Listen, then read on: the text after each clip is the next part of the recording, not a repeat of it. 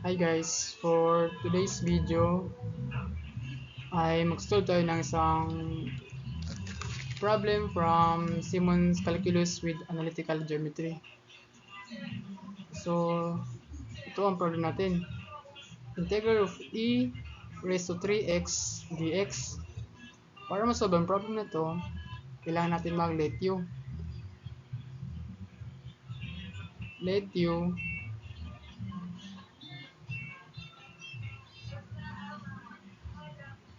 let u 3x. Pag let u natin is du and ang derivative ng 3x which is 3 dx.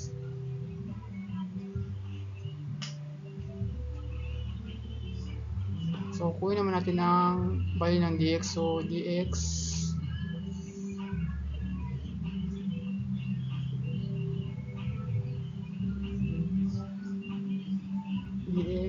du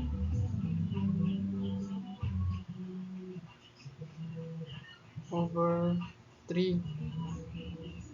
So, ito. Pwede na tayo mag-substitute ng u sa problem natin. Integral of e u, since ito yung 3x times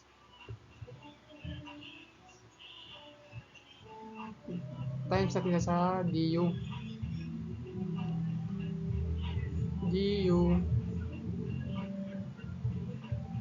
over 3 because ito yung dx natin. So this equation is equals to 1/3 integral of eu du.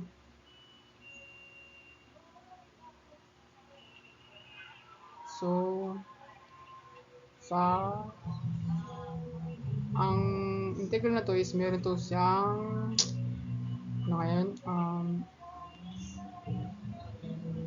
ang integral of e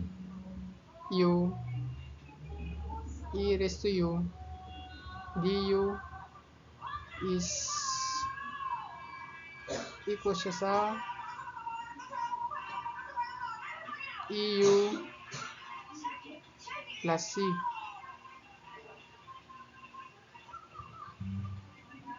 So, kung para makuha natin ang sagot is 1/3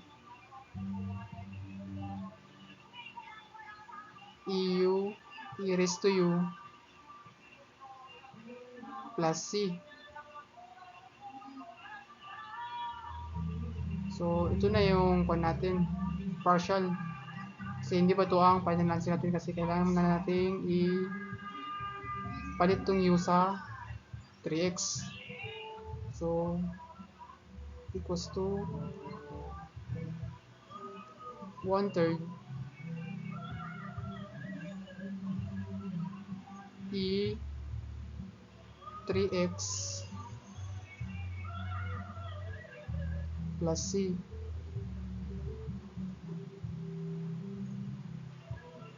So, ito na yung final answer natin.